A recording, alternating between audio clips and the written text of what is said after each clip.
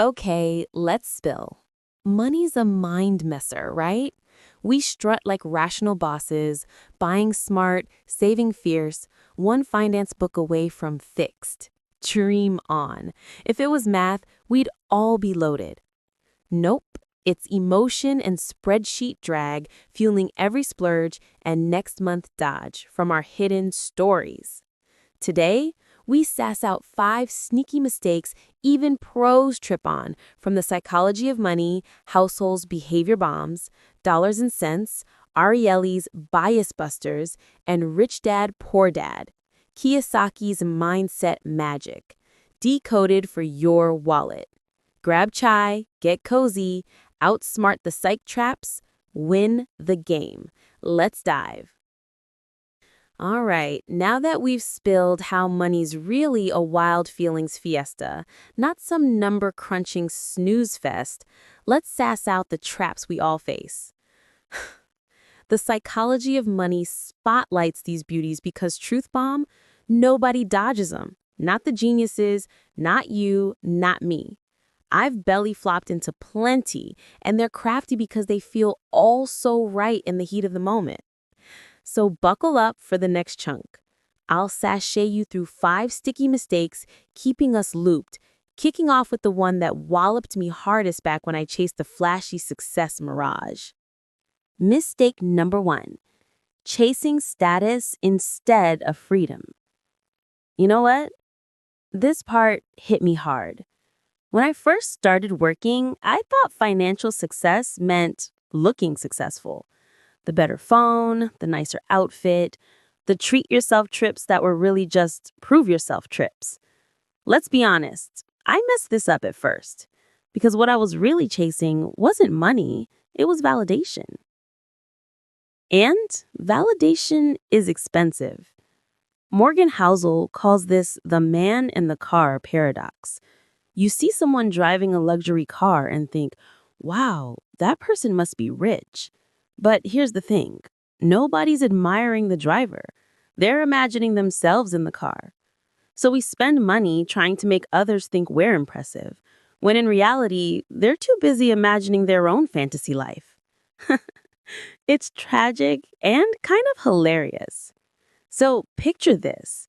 You finally buy the thing, post the story, get the likes, and then what? Silence. No one's life changed. No one's opinion really shifted. But your bank account sure did. The antidote? Redefine wealth as freedom, not display. Ask yourself, would I still want this if no one ever knew I had it? If the answer is no, that's your cue. And here's where it gets interesting. Studies show that our brain's reward system doesn't differentiate much between buying something and being seen buying it. That's why it feels so good for 2 minutes and then fades. So here's your action step. Do one quiet flex this week. Something that gives you freedom, not attention. Maybe it's paying off a tiny debt, skipping a purchase, or saving for your future self. That's your first win. And here's the crazy part. It actually connects to the next thing we're about to dive into. That quiet flex I mentioned, it's a game changer. But here's the twist. Sometimes we sabotage our own freedom by turning to money for comfort in ways that feel harmless. Which brings us to mistake number 2, the one where spending becomes our go-to for soothing the soul even when it leaves us emptier. Mistake number 2, emotional spending as self-soothing. Ever felt like you're just stuck? Yeah, me too. Like, you're not even shopping for the thing, you're shopping for the feeling. I had a rough week. I deserve this. Sound familiar? Yeah, me too. So picture this. You're stressed, tired, craving control, and suddenly that add to cart button looks like therapy. The brain loves that quick dopamine hit, but what we're really doing is trying to buy relief. And like most shortcuts, it wears off fast. Dan Ariely in Dollars and Cents explains that we have a blind spot called the pain of paying. Our brains literally light up in discomfort when we spend. But apps and tap-to-pay systems have numbed that pain. So we feel less guilt, but also less awareness. That's why it's so easy to swipe without thinking. The brain doesn't scream, "You're losing $80." It whispers, "Ooh, you're fixing your mood." Let's be honest. Emotional spending is just emotional avoidance wearing lipstick. So here's a reframe. Instead of asking, "Can I afford this?" ask, "What am I really trying to feel right now?" That question alone is emotional gold. And you know what? This is where the outsmarting part comes in. You can't fight emotion with logic. You need new emotional anchors. Try this. Create a 10-minute self-soothe menu. Write down 3 non-money ways to comfort yourself. Maybe music, journaling, or calling that one friend who makes you belly laugh. Next time the urge hits, try one of those first. Not forever, just once. And notice how much control you actually have. That's the challenge, and the next step is even bigger. You know that dopamine hit from self-soothing spends? It's sneaky, but it often leads us to chase the next high in even riskier ways. Like believing one big score will fix everything. Morgan Housel nails this in his book. He explains how our brains love dramatic tales of overnight success because they're exciting. But real wealth comes from the unglamorous grind. I've been there, scrolling through those "I made a fortune in crypto" posts late at night, feeling like my steady savings plan was suddenly boring. But Housel reminds us, stories sell, yet history shows consistent builders outlast the flash-in-the-pan winners. So let's unpack the third mistake, where that chase for fast growth pulls us away from the steady path that actually builds freedom. So picture this. You're watching a TikTok where someone says, "I made 10K in a week flipping NFTs," and suddenly your brain whispers, "Maybe I should be doing that too." You're not alone. Housel calls this the seduction of stories. We believe big wins are the path to wealth because they look exciting. But the real wealth builders, they're the boring ones. They automate savings, invest monthly, and let compounding do its thing. Let me share a quick story from my own life. Back in my early 20s, I dipped into day trading after reading about some tech whiz who turned $1,000 into $50,000 overnight. I thought, this is it, my ticket out. I poured in a few $100, chased the highs, and watched it vanish in a market dip I didn't see coming. It wasn't just the money, it was the emotional roller coaster that left me questioning everything. Housel would say that's the trap. We romanticize luck as skill, but as he points out in Chapter 10 on compounding, true growth is like a snowball. Slow at first, massive over time if you just keep rolling it. The 10K in a week tales, there's survivorship bias at its worst, ignoring the 99% who lose big. That's the challenge. And the next step is even bigger. Because the truth is, you don't need luck. You need consistency. Action focus. Automate your saving and investing. Even if it's $20 a week. Tiny, consistent steps beat emotional leaps every single time. I don't know if this happens to you, but for me, I always want to feel like I'm doing something big. But sometimes the most powerful move is the quiet one nobody sees. House's wisdom here. He stresses that patience isn't sexy, but it's the soft skill that separates the wealthy from the wannabes. So, if that resonated, the next piece will blow your mind. It's about how our obsession with hustle can actually sabotage the quiet growth we crave. Robert Kiyosaki in Rich Dad, Poor Dad slaps us with the truth. the rich buy assets that pay them, while the rest chase shiny distractions that empty the wallet. But in this go-go gadget world, we mistake frenzy for fortune. I once invested in a gadget that promised passive income. Spoiler, it collected dust and my tears. Housel backs it with patience as the real boss move. And Kiyosaki, he says educate yourself or stay stuck. Let's sass our way into mistake number 4, where busyness pretends to be brilliance but just leaves you broke and exhausted. Okay, let's get real for a second. Productivity culture, total scam alert. We're out here grinding spreadsheets, devouring TikTok tips, color coding our copy budget like it's art therapy, and boom, savings still whispering, feed me. This one, it smacked me upside the head. Busy with money doesn't equal brainy with money. It's just chaos in disguise. Morgan Housel spills the tea. The most powerful financial skill is patience, not your 5 a.m. alarm for stock alerts. Patience, people. Dan Ariely in Dollars and Cents gets sassy with science. His pain of paying experiments show why we swipe cards like candy. No sting, no second thoughts. So we bury the real work in busy work.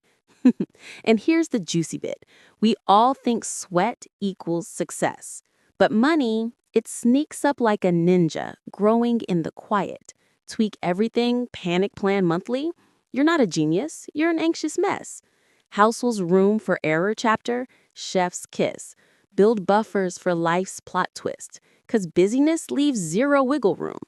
Kiyosaki jumps in like the cool uncle. Ditch the employee grind. Make money your sidekick with assets, not endless errands. Picture this. A couple years back, I was queen of the finance frenzy. Apps buzzing, portfolios ping-ponging on every hot tip. Felt like a Wall Street wolf, right? Wrong. One random vet bill for my cat later, poof. Buffer gone. I sold low in a freakout. Classic Ariely slip. Busyness numbed the pain till it bit back. Housel nailed it. Frenzy's just fear flexing.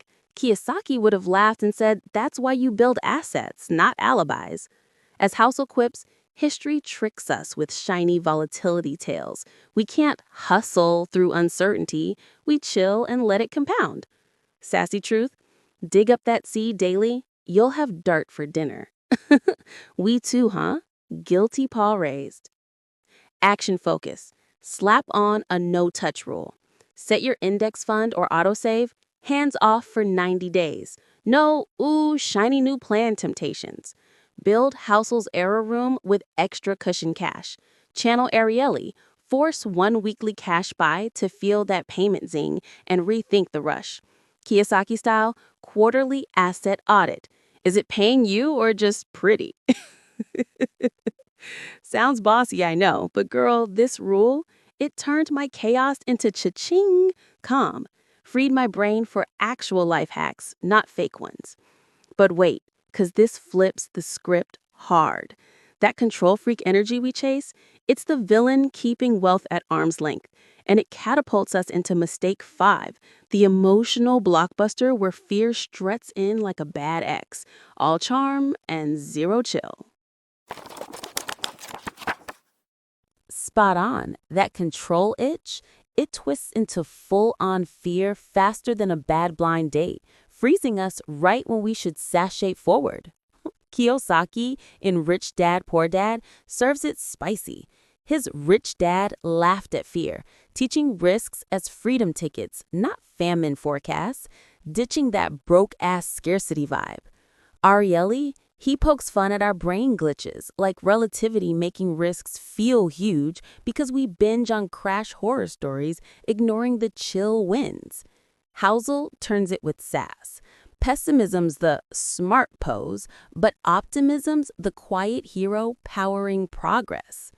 I've danced with fear's drama too much, dodging deals that later screamed missed yacht. Total Kiyosaki wake up. It's our finale showdown, and breaking it, pure empowerment, mixing Housel's behavior hacks, Ariely's bias busters, and Kiyosaki's bold swagger. Letting fear be your financial advisor. Ever caught yourself sweating bullets over investing, skimping spends like it's ration week, or dodging your bank app like a bad ex? Yep, been there, done that regret t-shirt. Let's spill. I botched this big time early on. Thought super careful was my superpower. But nah, fear in a safety vest is just lazy dodging with flair. Housel drops the mic. Pessimism sounds smart, but guess what fuels the wins? That sunny side up attitude. Ariely in Dollars and Cents gets cheeky with the why. Fear's all relative, like judging a stock dip by your wildest nightmare tales, not the everyday coffee risks we shrug off. Quick story time. And yeah, it pinches. My pal hoarded $5K in savings for 3 years, swearing she was timing the perfect invest. Scarred from 2008 kid flashbacks of her punk's money meltdowns. I nudged her toward a chill index fund, channeling Housel's luck risk chapter. Nobody nails timing, but parking it beats panic parking, because compounding is the patient party's MVP. Ariely quip her fear bloated from bias, fixated on flops, blind to flips. Kiyosaki, heat sass, that's a sleeping liability, sis. Wake it up as an asset before inflation eats its lunch. 3 years on, poof, inflation nibbled half, and she saw waiting was the real wallet wrecker. Housel's gold, past scars script our risk radar, but they ain't fortune tellers. Don't let one sour saga script your sequel. Heart-tugging how fear fakes finesse, but Housel's history romps show economies bounce back because optimists keep the party going, like Kiyosaki's rich dad betting through bumps. I pulled the same stunt, stashing cash in the dip and missing the bounce. Ariely's relativity had me zooming on what if bust like it was Netflix drama. Lesson: fear fizzles when you sass it with smarts. Action focus. Fear got you in a chokehold? Kick off with a micro-risk dare. Toss a tiny, comfy sum investment to show your brain the world's still spinning. Journal the jitters for a month? Housel high five for that.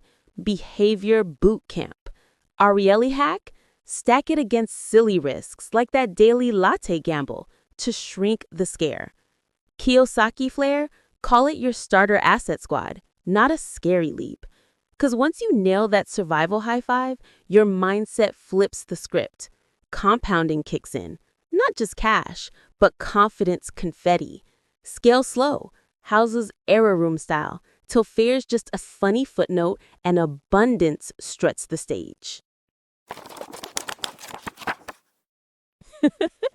Ooh, we really stirred up the drama, didn't we? All these money traps, total proof that it's not about math.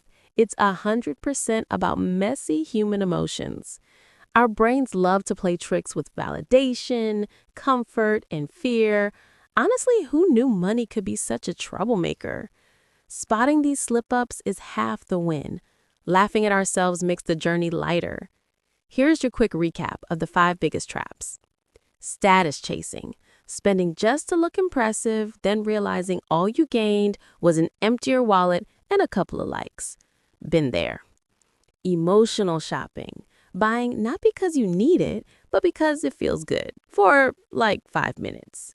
Cue the regret parade. Fast track fever. Getting lured by those quick money stories, NFTs, crypto flips, you name it. While the real magic is playing the long game. Busyness bragging. Hustling hard, budgeting like a ninja, but forgetting that chill, steady moves build actual wealth. Fear bussing you around. Letting worries stop you from investing, spending, or even checking your account. But when fear runs the show, everybody misses out. So here's the real takeaway. Don't try to be the smartest with your money. Just be real, be playful, and keep your eyes open for the drama. That's the secret sauce for freedom. And trust me, it tastes way better than stress. If this hit home, status chases, fear flirts, all of it, breathe easy. You're not lagging, you're leveling up. Sticking through, you've already dodged the ultimate trap. Acting like money mind games ain't your jam. Housel, Ariely, and Kiyosaki wrap it with empowerment confetti. Housel's behavior freedom, Ariely's choice chuckles, Kiyosaki's asset abundance. I've tripped these trails, but sharing helps you skip the sass-worthy stumbles for straight-up sparkle. What's one money myth you're ditching? Fear flop from Ariely or scarcity sass from Kiyosaki? Spill in the comments. I devour them all, and your story might just spark someone's breakthrough. Love this mind unwind? Smash like. Sub for more book decoded magic. Next, joy spending secrets from Happy Money, because outsmarting traps means treating your wallet to happiness hacks. Thanks for the chat. You're the boss now. Go own that emotional edge.